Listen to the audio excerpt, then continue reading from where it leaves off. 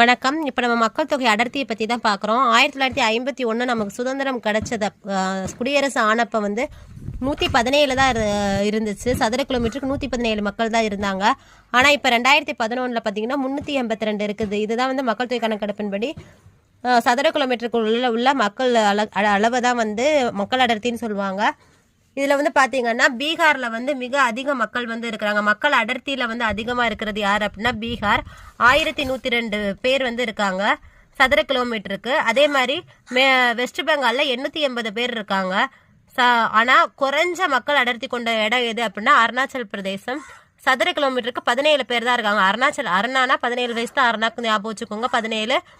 பீகாருக்கு வந்து 102 மார்க் போடலாம் அப்படின்ற மாதிரி ஞாபகம் வச்சுக்கோங்க. 1102 பீகார். இது ரெண்டும் ரொம்ப முக்கியமானது. மக்கள் அடர்த்தினாலே அதிகமான பீகார், குறைந்தன அருணாச்சல பிரதேசம். ரொம்ப முக்கியமானது 382, குடியரசு ஆனப்ப 117.